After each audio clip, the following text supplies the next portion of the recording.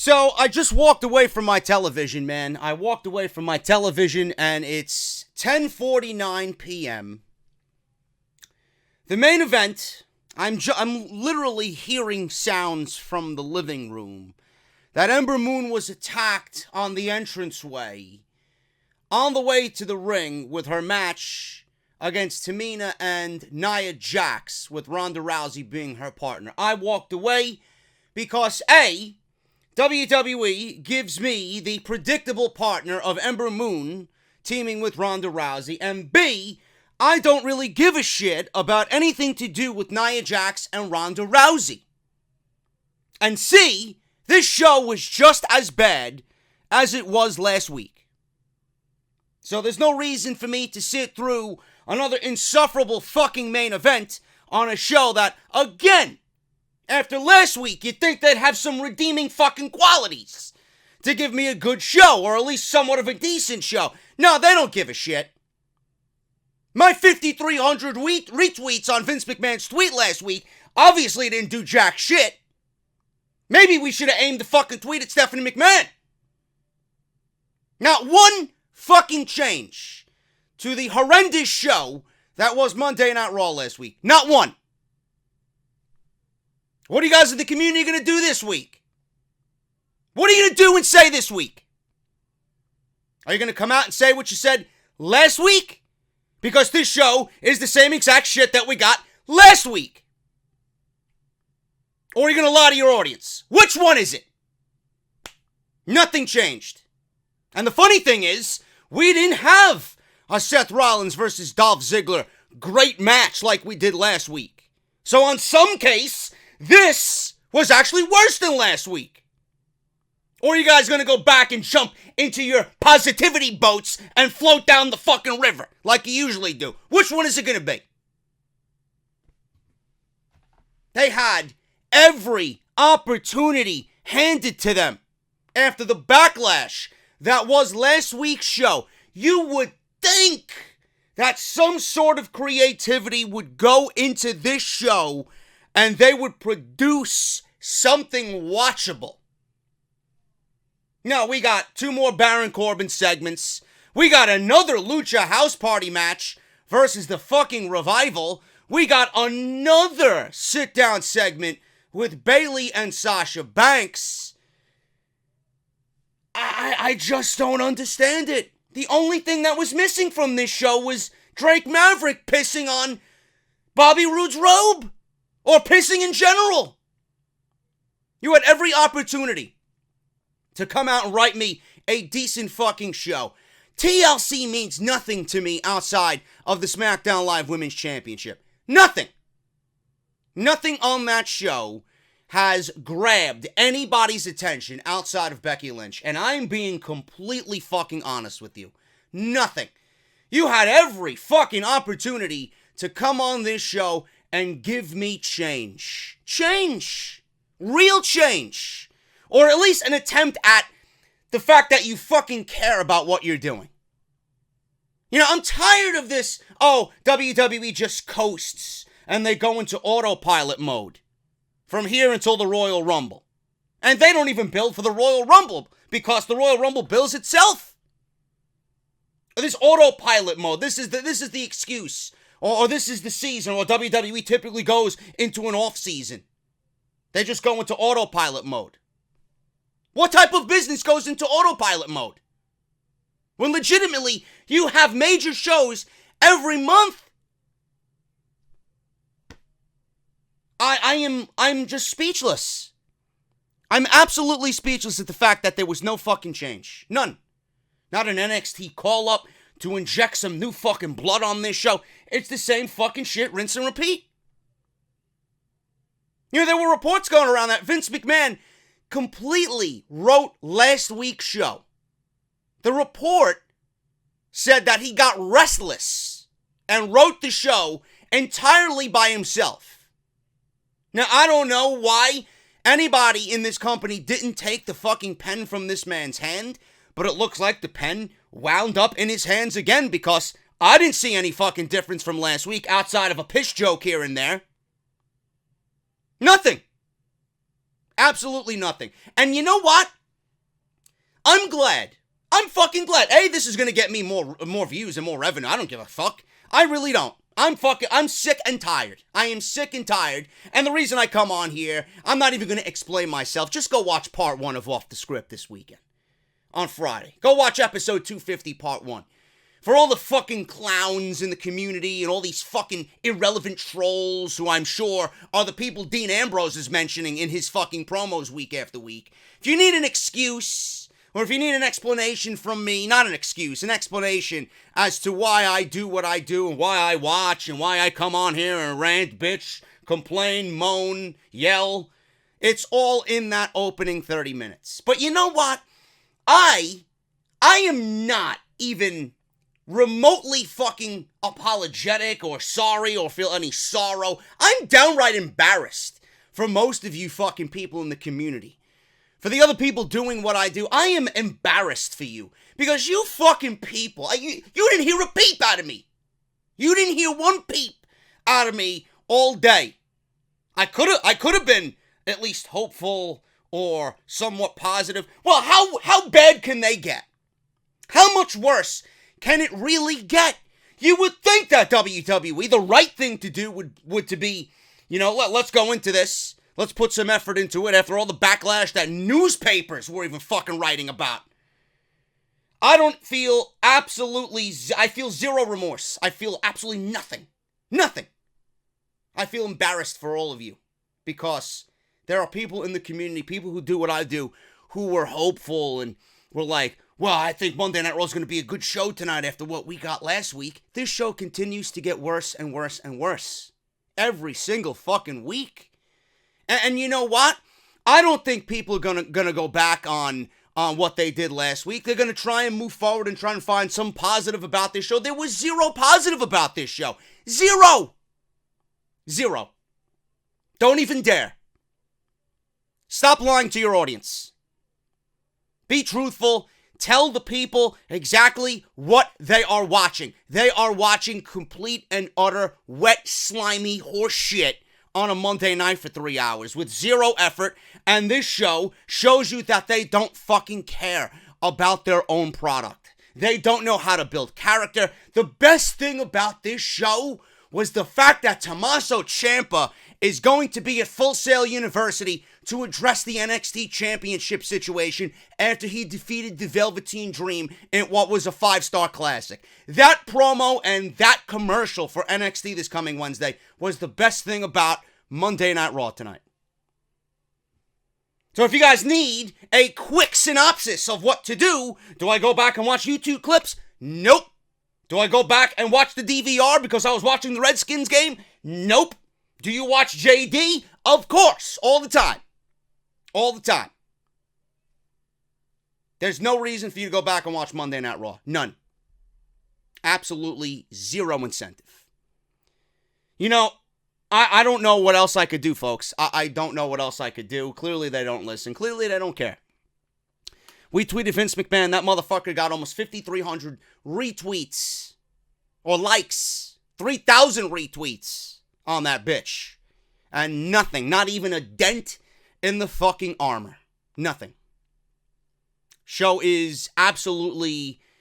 It's at the point where it cannot be saved. It cannot be saved. If they wanted to elicit real change, Triple H could have came out and just vented his frustrations about how the product is just absolutely at the bottom of the fucking barrel.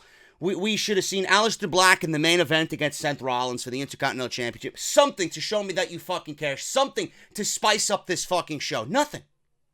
Absolutely nothing. Maybe Becky coming out and confronting Ronda Rousey, jumping the barricade. Something. There was no creativity again. Following what many people were saying was the worst Monday Night Raw of all time. Of all time. And if you guys are not uttering that same fucking thing, the worst Monday Night of the worst Monday Night Raw of all time, part 2, then you're not doing your jobs correctly. You're not doing your jobs correctly. I don't know what else I have to say. I do know what I am going to say. What I want you guys to do is support the podcast and support the channel.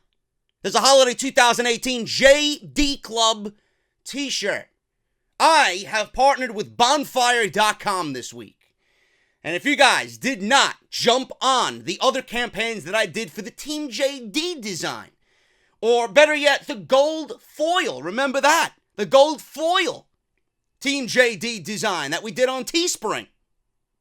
I'm bringing you guys another campaign. This one right now is available as we speak for 6 days only. 6 days. We've already sold over 2 dozen. I would love to get this to 50. I would love to get it to 50. If you guys support the podcast, if you guys enjoy what I do here on a weekly basis with the Raw, SmackDown, NXT, gaming, off-the-script content all week long, this is the product. This is the t-shirt for you. Comes in 5 different colors: black, gunmetal gray, blue, pink, and red. You guys can go out there and support the podcast by getting a piece of clothing, a shirt that is absolutely going to be exclusive. You may never see this design again. And if you do, I don't know when it will be. But if you guys want to get on the club, if you guys want to be a part of the club, go get your t-shirt, man. All the information you need to pick yourself one of these shirts is down in the comments below. It is pinned at the very top. Do not wait. You legitimately have 6 days left to go and get this t-shirt. So make sure you guys go get the JD Club design right now on bonfire.com. If you guys missed anything that I uploaded during the weekend, Off the Script is live. Part 1, Part 2, and Part 3. We talk about Ronda Rousey being wanted by Fox for SmackDown Live in October of 2019. That's Part 1. Part 2, we talk about CM Punk. CM Punk says he will listen to offers for All Elite Wrestling when the Young Bucks and Cody Rhodes start, or hopeful to start, their own promotion. And Cody Rhodes was actually in the press box for the Jacksonville Jaguars, or the owner's box rather, for the Jacksonville Jaguars during Sunday's football game. So make sure you guys go and check that video out. Also, Part 3, we talked about the real reason why WWE moved NXT TakeOver Brooklyn from WrestleMania weekend. It was on Saturday, and now they're moving it to Friday so that it does not compete directly with the New Japan Ring of Honor G1 Supercard show at Madison Square Garden. The real reason? Don't believe anybody else in the community. They didn't do it for the fans. It's not a good business move, because WWE was going to make their money and then some that weekend anyway. The reason they moved it is because they are afraid of competition. Their actions are saying otherwise.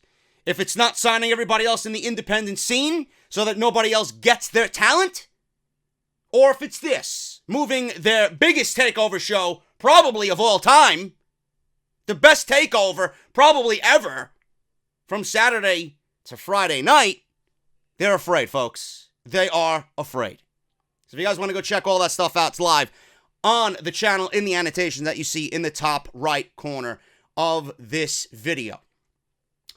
Monday Night Raw. Monday Night Raw. Zero importance came out of this show, as always, with Monday Night Raw. Solid Monster actually came out with a new shirt that I actually might go out and 100% support. Rawful.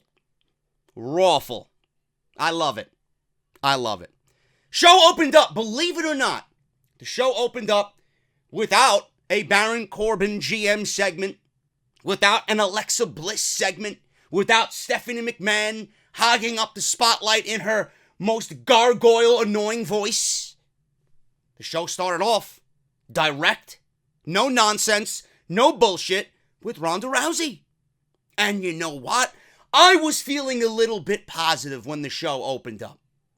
Ronda was, I guess, on the mends, healing from her injuries, even though they should still be having Ronda Rousey go out there and selling her injuries from Charlotte, being that it was only a couple of weeks ago from the Survivor Series. But Ronda Rousey comes out, and this is an instance where I don't mind Ronda Rousey coming out, smiling, shaking kids' hands, and high-fiving people as she's smiling down the ramp. She's opening the show. She's happy to be here.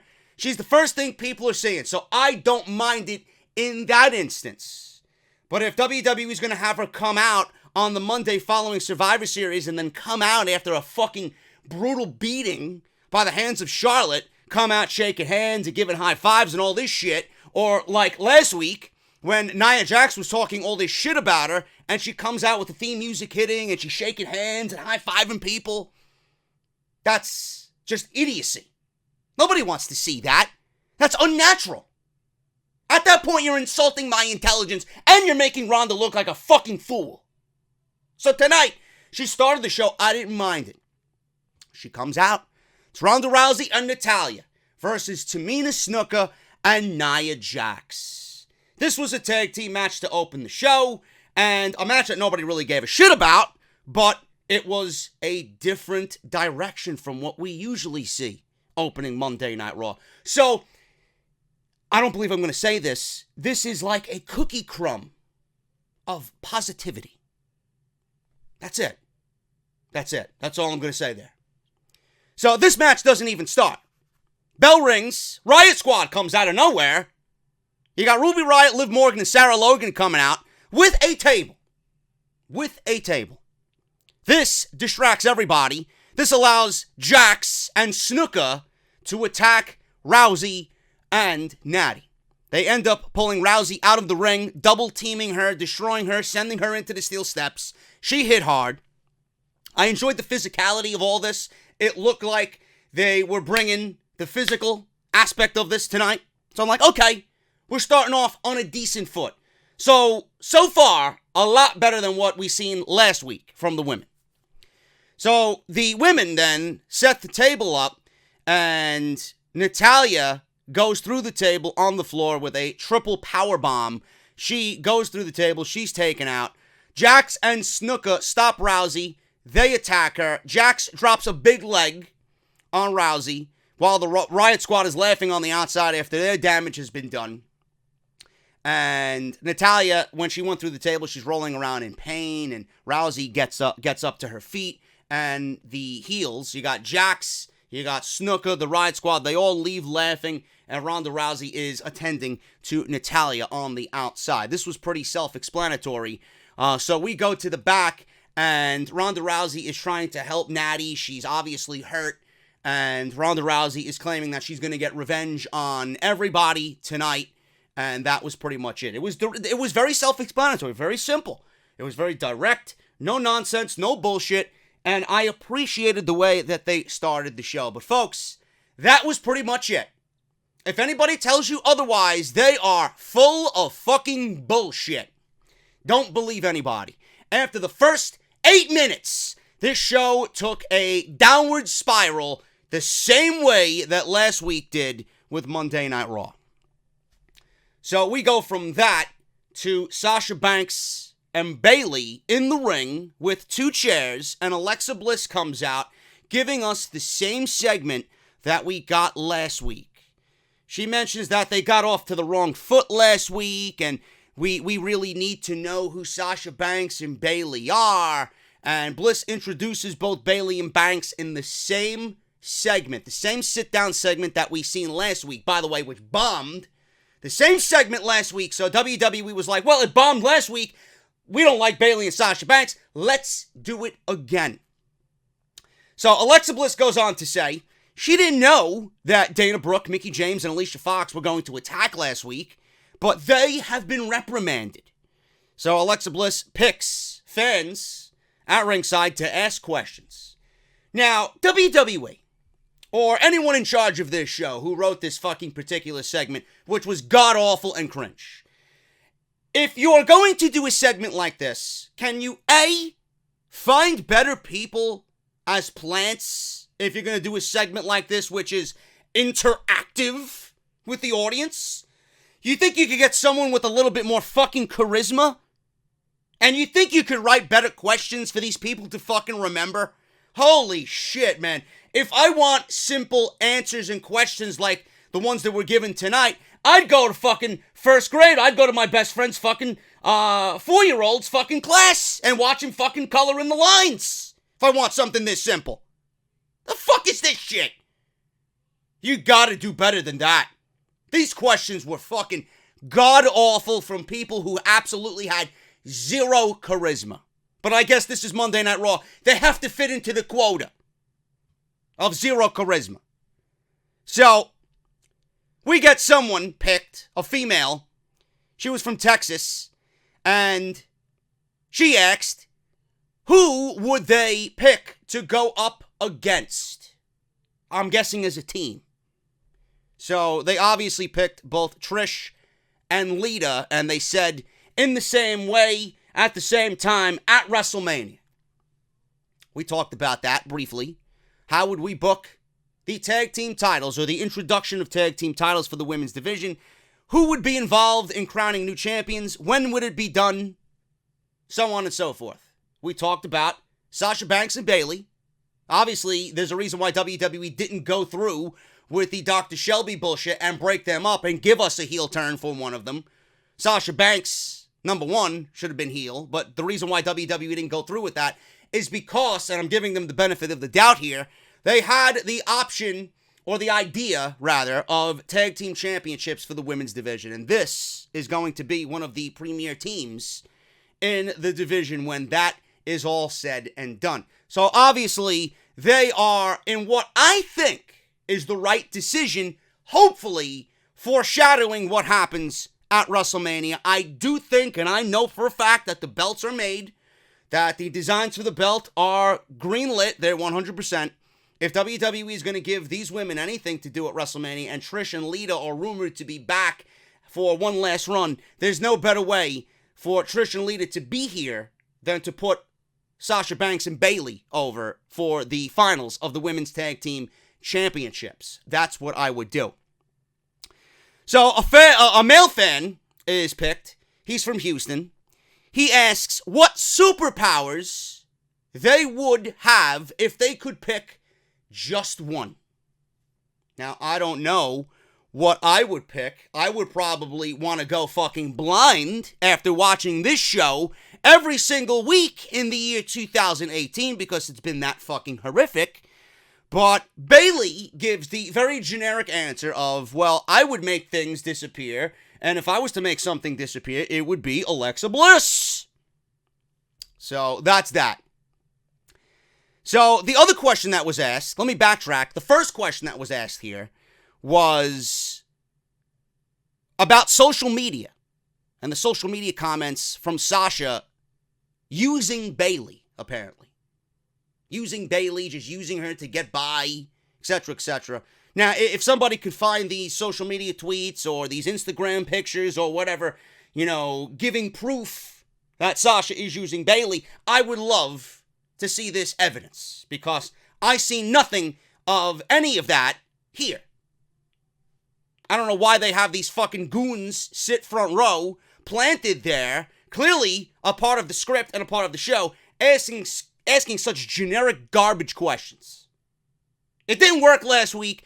I don't know who the fuck thought it would work this week. And you know what? In typical WWE fashion, we have Dana Brooke, Alicia Fox, and Mickie James come out of nowhere, and they tried to attack. This time, stopped by Bliss. Same segment. Last week, Alexa Bliss let this go on. This week, she stops it. So she stops it, and we get a generic tag team match with Bayley and Sasha Banks versus Mickie James and Alicia Fox. And you know what, folks? Alicia Fox did not botch on this night. She didn't botch. She didn't have a mistiming issue. She was just there. She did her job, and that was it.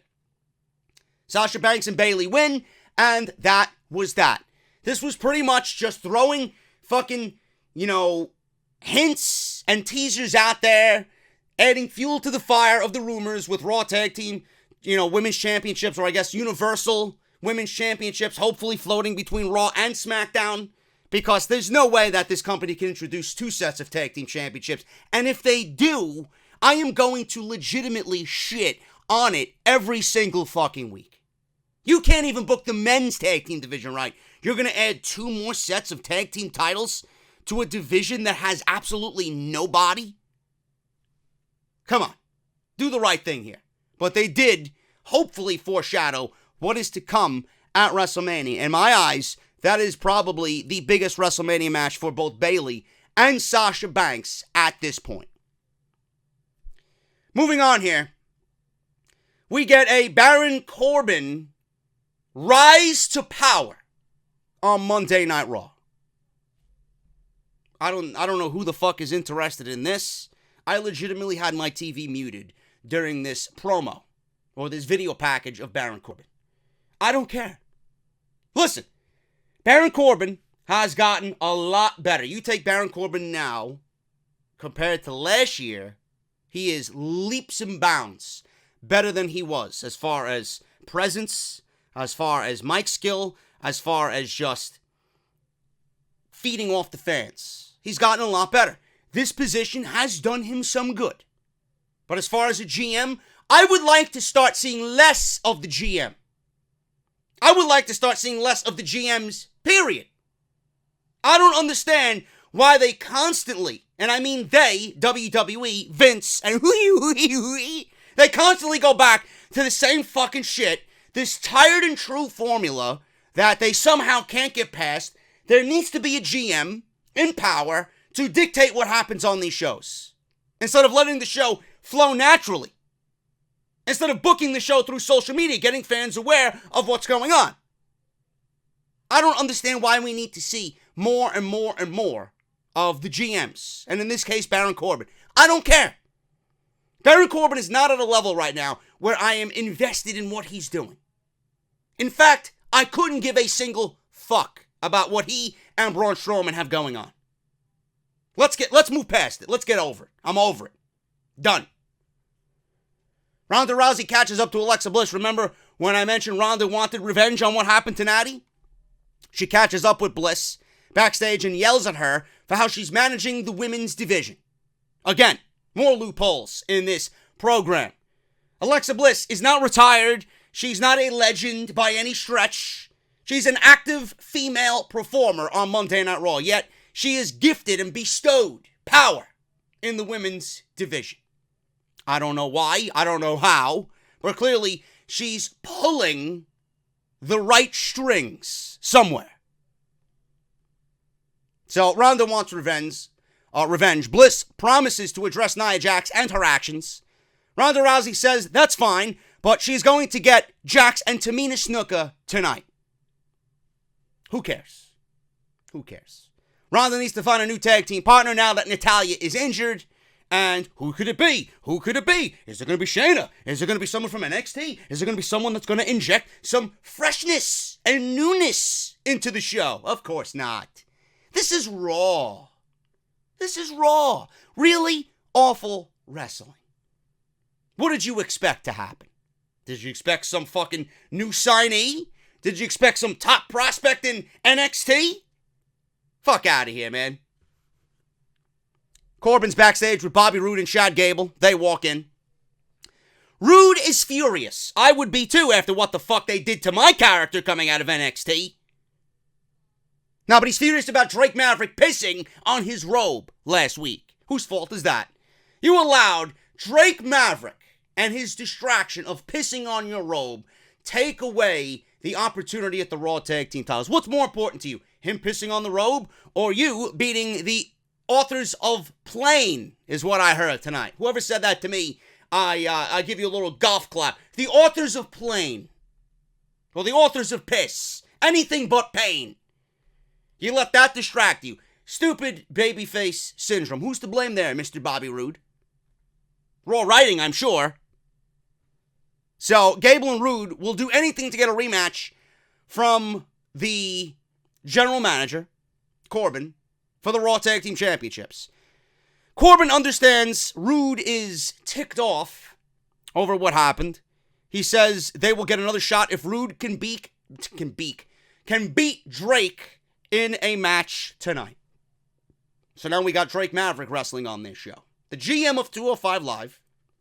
They got guys on this show like Tyler Breeze, and they got a bunch of other guys that I'm sure that they're not using. Apollo Crews. They're not utilizing these guys correctly, but they're allowing Drake Maverick to wrestle on Monday Night Raw. Yet people argue with me that when I say this roster is not built for a 3-hour program and that the idea of ending the brand split is surely something WWE should at least contemplate. People laugh at me, people scoff at me, people call me fucking stupid. Do you honestly believe with the roster that they have now that they could really put on a 3-hour program, one that's going to really make you say, wow, this was a great show? No! The brand split is something that they should definitely contemplate eliminating. And yes, I've heard the rumors. We talked about it on fucking Friday. I've heard the rumors about Fox not wanting to join the rosters together because they don't want any cross-promotion with NBC Universal on Monday Night Raw. I know, I heard it all. That doesn't mean that it won't work. I'm just giving you an idea because the current state of the roster right now is fucking garbage. This roster is fucking terrible. And if you need to go after Drake Maverick and have him wrestle on this show, what the fuck does that tell you? That means I'm right. That is awful. What else is awful is Scott Dawson and the Revival. Dash Wilder and Scott Dawson against the Lucha House Party again. It wasn't one member of the Lucha House Party. It wasn't Gran Metalik. It wasn't Lince Dorado. It wasn't Kalisto. It was all three of them against Scott Dawson. Someone in Monday Night Raw Creative hates the fucking Revival. And clearly the Revival are being used right now. You see those piñatas that the Lucha House Party come out with and they start throwing candy around or whatever the fuck they're condoms. I don't know what the fuck they're throwing. Lucha House Party. What happens at a Lucha House Party? I don't understand it. What are they throwing? What are they throwing? Are they throwing aspirin? Because this show gave me a fucking headache by the end of the night. What happens at a Lucha House Party? Someone in WWE clearly hates the Revival. Those piñatas are Scott Dawson and Dash Wilder to WWE Creative. That's the only thing I could see here. The only thing I could see here. So what do you think happened? This was a 1-on-3 match. We go from 2 against 3 the last 2 weeks, and we get it again. This time 1 against 3. With no explanation, with nobody making these rules. Who's making these rules? Is Corbin making these rules? Are the Lucha House Party making these rules? Who's making these rules? So Scott Dawson loses. Scott Dawson loses. Revival gets embarrassed again. Then they go on social media 15 minutes after they lost, and the Young Bucks, Matt and Nick Jackson, were tweeting out on social media, on Twitter. One day, we will be going 2 against 2 against the Revival, and everybody is going to rejoice. Remember this tweet. It's exactly what they said, word for word. Scott Dawson tweeted out, someday we're going to go up against the Young Bucks, and everybody will rejoice. Remember this tweet.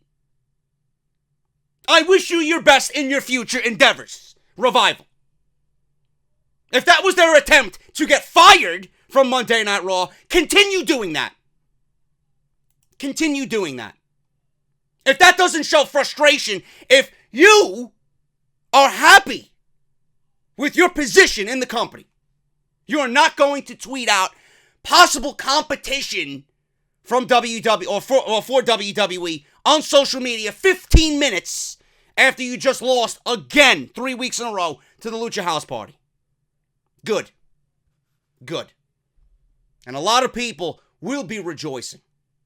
I would for one love to see that. Because at that point, the Revival will be back in their element, giving me tag team wrestling with one of the best teams in the world, and we will all rejoice.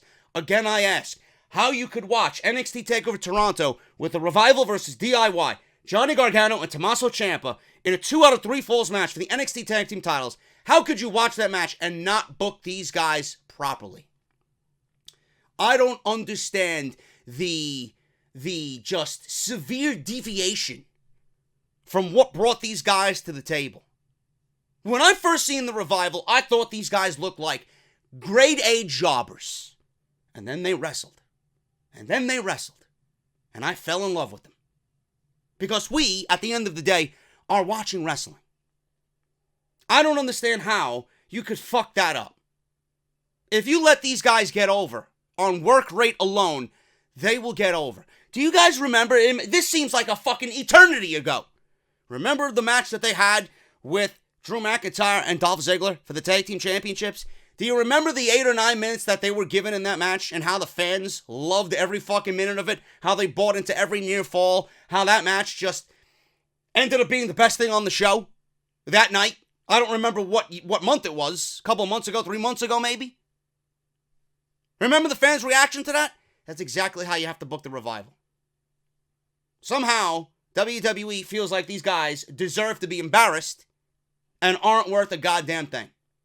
If the Revival aren't worth the goddamn thing, then every team in that division isn't worth a goddamn thing. I firmly stand behind Scott Dawson and Dash Wilder, and they need to be shown the fucking respect that they deserve. Now, they might not be everybody's cup of tea. You still might look at them as grade A jobbers, like I did on day one. I didn't like the Velveteen Dream before they actually renamed him the Velveteen Dream. When he came out as Patrick Clark, all bland and all just boring looking, I thought this was another Adam Rose prototype. Now look at him. Now look at him. People are claiming that he's going to be the next WWE champion. He's going to headline WrestleMania. You might not believe that, but there's no denying that that guy's got a fucking ceiling of possibility. Get better. Seriously, get better. Nobody listens to me. I feel like I'm talking to a fucking brick wall. I guarantee you if you ask Scott Dawson and Dash Wilder what they're thinking right now, inside their souls are fucking crying. Crying. Those two guys, their egos, their spirits are absolutely fucking demolished. And I feel fucking so bad for them. If All Elite Wrestling is a thing, if I'm the Young Bucks, don't fuck the Revival, call the Revival. Don't know when their contracts are up, but damn, I would be fucking out of there like Usain Bolt. Ridiculous. General Manager-elect Baron Corbin in the ring with a microphone. Announcers hype Corbin versus the injured Strowman at TLC. I guess WWE is really going with the Corbin-Strowman thing. They're going to bury Baron Corbin at TLC. Strowman is going to win a TLC match with one fucking arm. Corbin talks about winning at TLC in a few weeks, becoming the permanent GM by default, by forfeit. Corbin brags on his journey to the top and says lately things have been easier for him due to this one person. Out comes Drew McIntyre. It's apparently Drew McIntyre Appreciation Night. Corbin introduces McIntyre as he comes out, and Corbin has a small box in his hand with a gift for Drew. Now, I honestly thought it was going to be a Rolex, and the one thing I could say about Baron Corbin is, damn, he's got nice taste in watches, man. You know, a couple weeks he was wearing a Rolex, and now he was wearing a Panerai Luminor. I know my watches, bro. I know my watches. So Baron Corbin apparently has fine taste in watches, even though it's a dead industry. Just like Monday Night Raw, dead. So he's got a box, a small gift box for Drew. Corbin says Drew has proven he's on the right side of history. I don't think so. I don't think he's on the right side of anything being on Monday Night Raw. He's on the wrong side of WWE being associated with this fucking filth. Corbin says this night cannot conclude without something to commemorate all that Drew has done. Corbin opens the box and presents Drew with a gold medal. Corbin says Raw needs a new gold medalist now that Drew has rid us of Kurt Angle. Corbin says this is his new Raw gold medal of excellence. Drew thanks Corbin, says this does mean the world to him, but he was just doing what no one else was strong enough to do. Drew says he came to Raw to stomp out weakness and complacency. Clearly, Drew didn't do his job well enough. Clearly. There is still complacency. There is still laziness. And maybe he should bestow some of that beating to the fucking creative team. Because this show is still at its worst possible state. So, he goes on to say, he came here a few months ago and people were in the back playing video games. No desire to accomplish anything. That's the way it seems, even today. So clearly nothing has changed. Spending more time on social media. Drew says he then decided to reform Raw in his image. The home of the strong and the mighty with the desire to give 100% for 7 days a week, not just on Mondays. Now, whoever scripted this promo, honestly, I love Drew McIntyre to death. I think the guy's got a world of potential. But this promo that was scripted for him makes him look like a fucking fool. Because we all know that they're speaking so highly of him, and he created Raw in his image. Really? If this is Raw in Drew McIntyre's image, this is the ugliest fucking painting I've ever seen. A show with talent who spends more time on social media, video games in the back, complacency, laziness. What are you trying to get across to me here? This is exactly what the show portrays. This is the feeling I get when I watch Raw every week. So how are you exactly creating Raw in Drew's image? If you aren't putting your best foot forward and then you're having him go out there and say this shit, how believable is it? Do you know how stupid he sounds? Let me see the fucking clowns of the community say something, oh, Drew cut a great promo. I'm not saying nothing about his promo ability. The words that they had him go out there and say completely shit on the entire meaning of what he was trying to portray. Complete garbage. Drew says apparently he's doing a good job pointing to the medal. Well, if having Monday Night Raw be the worst show on television is representing of that medal, then by all means, congratulations. Drew addresses Balor next, saying he's nothing but a toy or a boy. Might as well be a fucking toy. He was playing with fucking Fisher-Price dollhouses a couple of months ago. A boy in a man's world. Drew goes on about how he will break Balor at TLC, and then Dolph Ziggler comes out. Ooh. We now have Dolph Ziggler. Finally, Dolph Ziggler and Drew McIntyre are going to meet face to face. Are they going to tie up loose ends here after we bitched and complained about it last week? We'll see. Ziggler says he and Drew dominated Raw together, so his invitation to this little party must have got lost in the mail. Dolph Ziggler was very sad that he wasn't acknowledged here by Drew. Drew says, the truth is, Dolph, you were never invited. Dolph, you just don't seem to meet the height requirement to join this party. So here we are with the short jokes again, just like they did it with Finn Balor. Very creative there, Vince. Really creative. Drew asks if this is starting to hurt Ziggler's feelings. No, this show hurts my fucking feelings and breaks my spirit every fucking week. But thank you for asking, Mr. McIntyre. Drew says he was always the brains, the power, and the talent of their team, as he's the whole damn package. Might as well be. You're just on the wrong fucking show. Drew goes on and says Ziggler's role was to get Drew into a prominent position, and look at him now. He's the king on top of a shit mountain known as Monday Night Raw. So Ziggler really shouldn't be all that upset about what's going on here.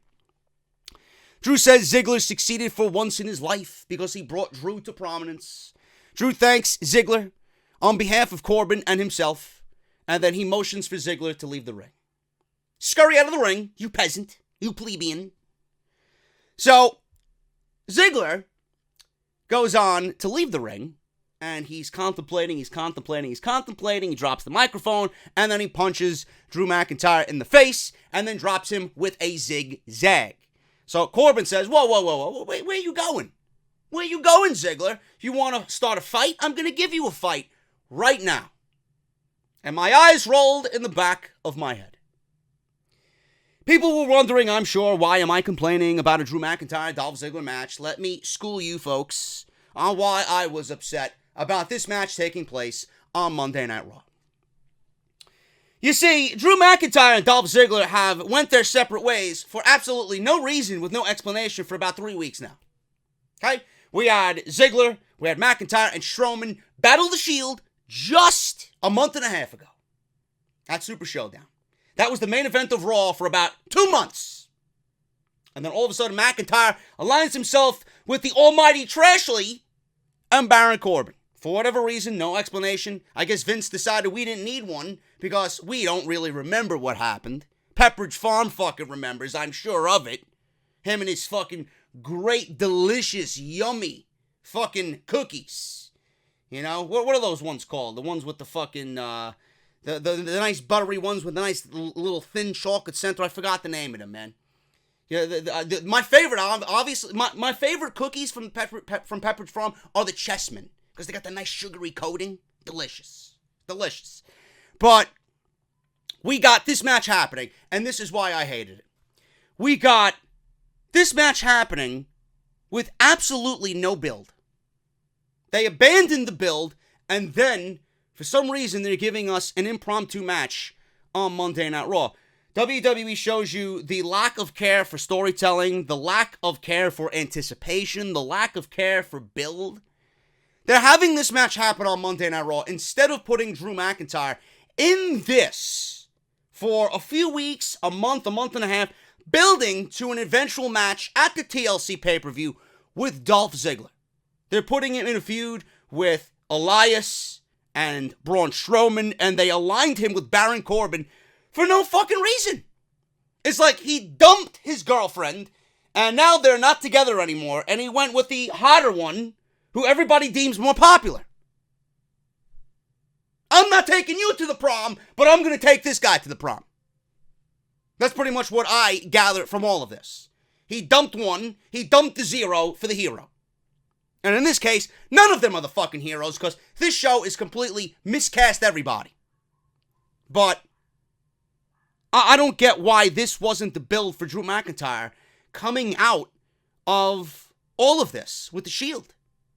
This should have been the story you were telling with a match at TLC being the end-all. Instead, we got Finn Balor thrown into this for no fucking reason. Guarantee you the only reason why Finn Balor was thrown into this because he's from the same place, or he's got the same accent as Drew McIntyre. But why didn't we get this match at the pay-per-view? And why didn't we get them to split over a better reason? Why does Dolph have to be minimized here? Why does he have to be neglected? Why does he have to be, I guess, embarrassed? Is the best word for me to use. Oh, you're too small. You don't meet the height requirement. I don't get the logic of this story. And how could you possibly get anybody to care if it's an impromptu match and you put it on Monday Night Raw, showing me you don't care? How do you expect the people to fucking care? Now, what should have happened is you should have left it at the zigzag. If you wanted Drew McIntyre to suffer a loss, it should have been at the pay-per-view to Finn Balor. Because God only knows Finn Balor needs a victory. So it should have happened at the pay-per-view where Ziggler actually interfered on Finn Balor's behalf, and we got Drew McIntyre losing on pay-per-view. But WWE, in typical WWE fashion, they allowed Drew McIntyre to be beaten for the first time in a one-on-one match on Monday Night Raw, and it means absolutely nothing. And this is why I'm upset. Yes, it was due to outside interference from Finn Balor, but he lost. What does it really do for Dolph Ziggler? Nothing. Nothing. Because in the end, Dolph Ziggler is going to get what's coming to him anyway from Drew McIntyre. And we all know that WWE has McIntyre here and Dolph Ziggler here. But I guess the one positive to come out of it is this show needs more baby faces. There you go. Dolph Ziggler, unofficially tonight, turned babyface. Now you can add another babyface to the roster on a roster that's dominated by heels. This fucking sucked. Fucking terrible. It should have been either McIntyre and Ziggler at the pay-per-view. I don't know where the fuck Balor factors into this thing. For no fucking reason. Or McIntyre should have lost at the pay-per-view, giving the fucking pay-per-view that much more importance. What good is it if it happened on this show? Nothing. Complete garbage. Ziggler wins with a super kick because Balor interferes on the outside. Moving on here, Elias and Bobby Trashley. I don't know what the fuck this was about. Elias was in the ring doing his usual shtick. Mentions how Bobby Trashley, we will not be calling him Lashley here, and if I call him Lashley by accident, it is by accident. Trashley will find out what WWE stands for at TLC. Yes, they booked this match at TLC. Who could possibly give a fuck? I would rather Elias give me a fucking 10-minute concert at TLC than watch this fucking clown wrestle. So Lio Rush interrupts, of course. Of course, this is what we do on Monday Night Raw. Elias plays and someone interrupts. How many times has that been done? Real creative there, Vince. Real creative.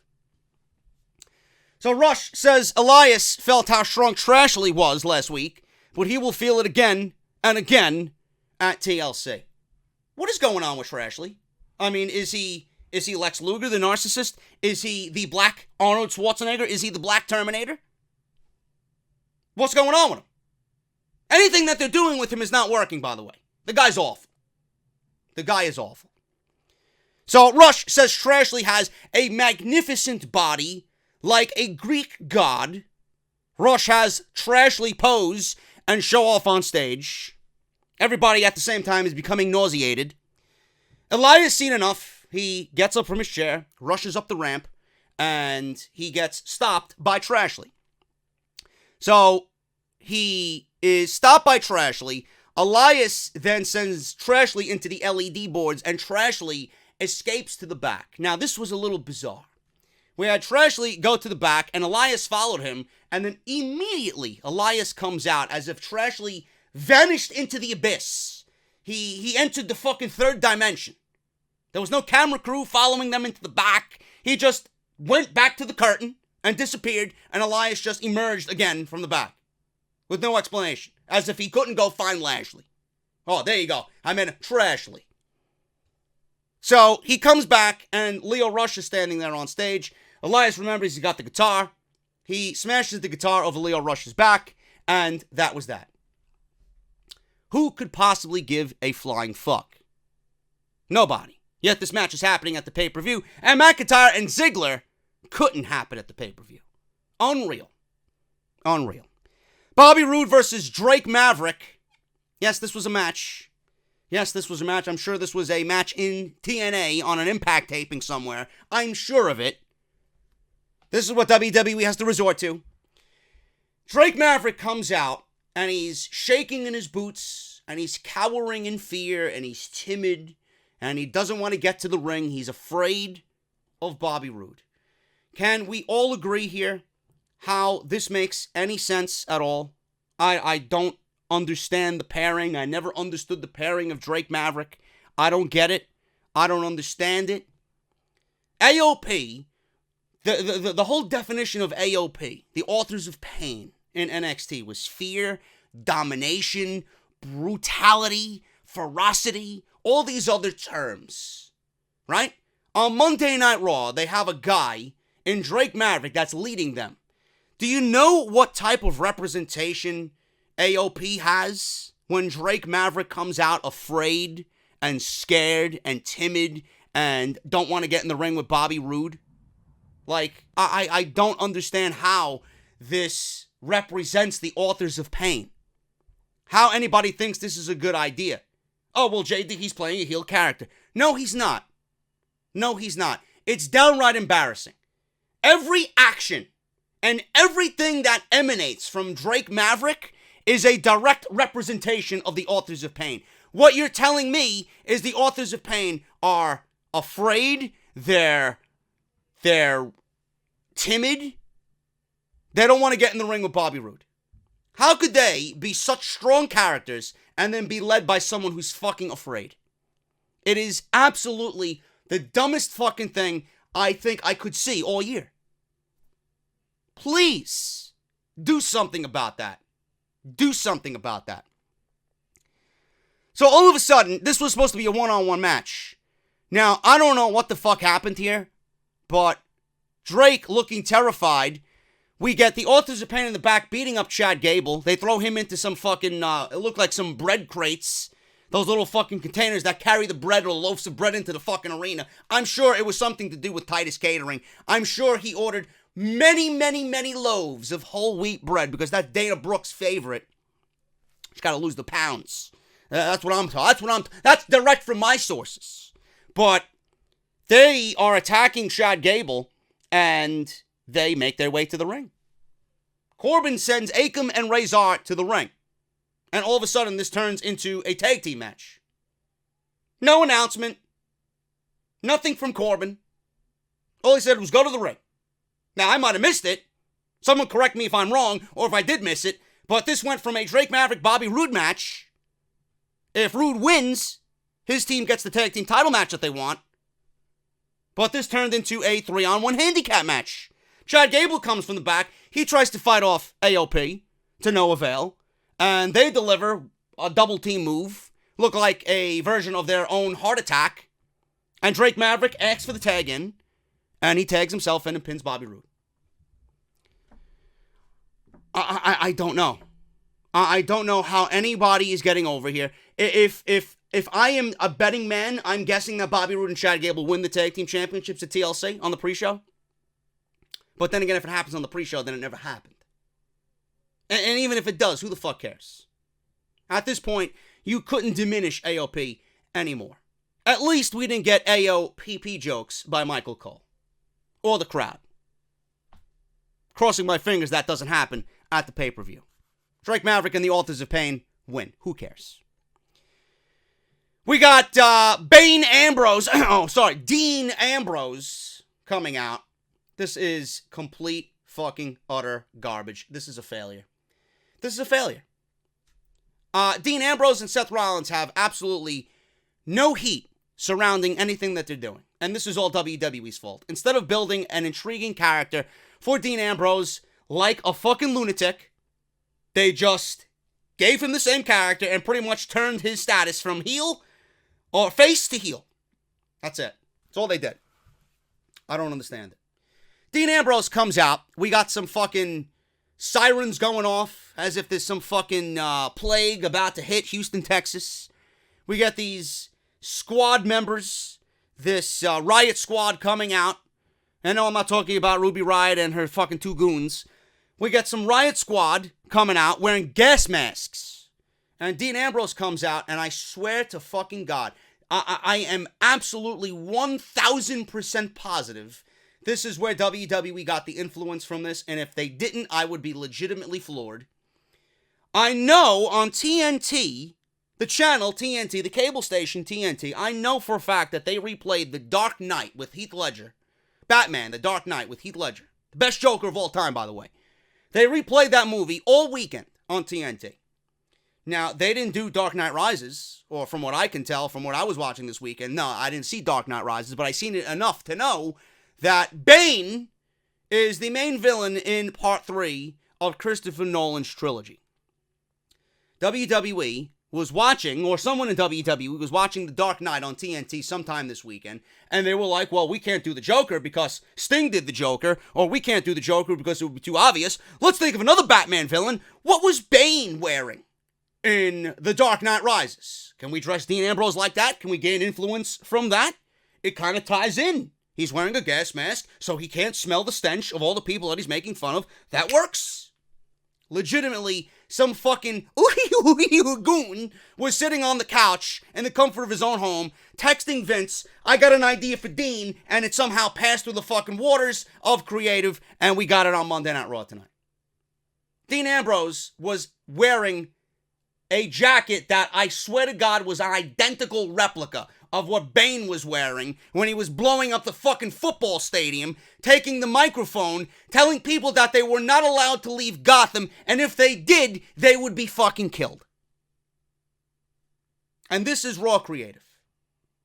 This is the almighty, this is the all-giving Raw Creative. You want to change? There you go. We added another layer of change to Dean Ambrose's character. But in the end of it, Dean Ambrose is coming off in the worst fucking way possible. The worst way possible. In fact, Bane actually had charisma. Bane had character. Bane had direction. Bane believed in himself, and whatever Bane said, he had confidence enough in himself to fucking destroy Gotham City.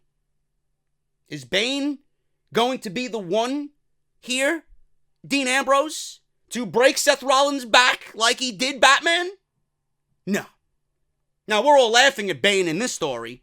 Dean Ambrose is a fucking joke. A joke. WWE, the first thing that they need to do here is get that Intercontinental title off Seth Rollins. That title is actually being diminished in this feud. The feud doesn't need it. Apparently to WWE, this feud is hot enough where it doesn't need the Intercontinental Championship. I don't know why you don't get that title on an Elias or a Drew McIntyre or Finn Balor or someone who's actually going to be giving the title meaning. Brock Lesnar is not there. So can we start making the Intercontinental Championship prominent again? And if this is the best you have for Dean Ambrose, shame on you, WWE. You should be fucking embarrassed. Instead of building legit heat and building off the reason why Dean Ambrose is so fucking frustrated with Seth Rollins, this is what you give me. A mock version of fucking Bane from Batman, The Dark Knight Rises. This is the best you got. At this point, legitimately, who the fuck cares? Better yet, how is WWE even going to drag this to WrestleMania? If they wanted to. As far as I'm concerned, this is over. I've seen these guys in the ring, and I've seen these guys lock up and square up and brawl enough times to a point where I don't want to see the fucking match on pay-per-view anymore. There you go, WWE. The anticipation is fucking gone. Instead of creatively writing for these guys, in the same way that NXT did for Gargano and Ciampa, how many times did Ciampa and Gargano get their hands on one another? Seriously. This is a serious question. If they did, I don't think the anticipation for the match, or the 3 matches that they had, would have been there. But every single time those two had a match, we looked forward to it more and more. Even with Gargano and Aleister Black. Yes, I know Gargano was the one who was revealed as the attacker. But if it was known ahead of time, or if Gargano got his hands on Black here and there and here and there, would you be interested in watching those two go at it at TakeOver like they did? No. No. The fact is, WWE ruined everything with Rollins and Ambrose for their shit writing. Now I don't give a shit. I don't give a shit if Dean wins the title. I don't give a shit about their match. I don't care. Dean is ruined. You made me care less and less and less about Dean Ambrose every single week since he's come back. Rollins? Remember the days of Rollins doing the gauntlet match? Yeah, those days are long gone. Long gone. But this is Monday Night Raw. This is the state of Monday Night Raw.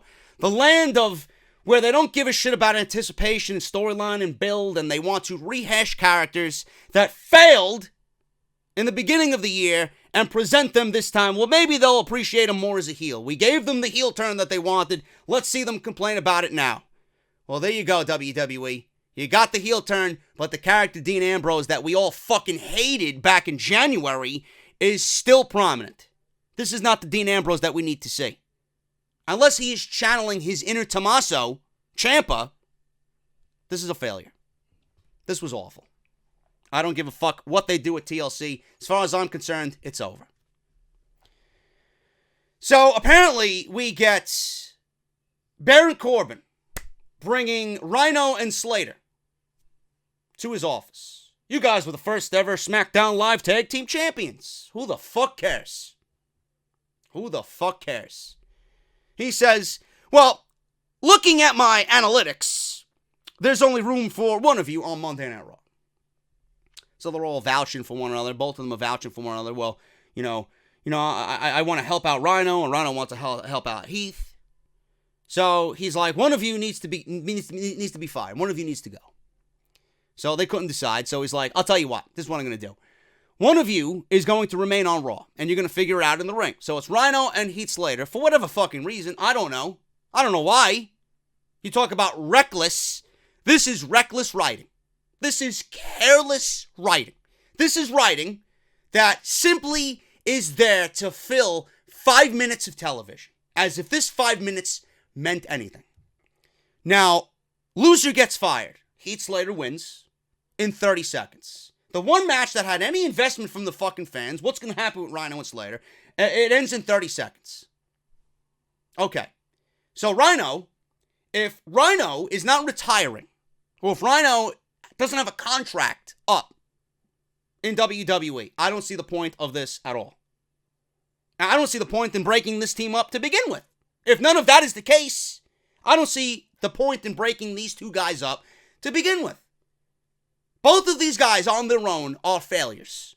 They will amount to nothing in WWE. WWE will not even utilize them. Superstars, main event, that is it. That is your ceiling.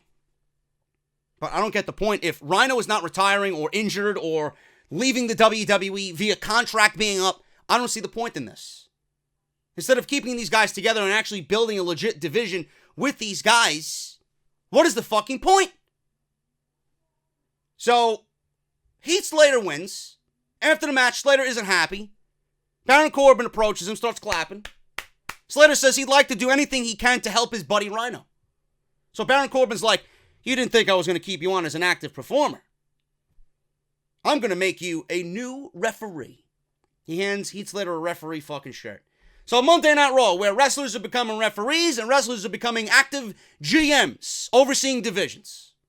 And where talent's just not being used. The legit wrestling talent not being used, but they're given referee jobs and GM jobs.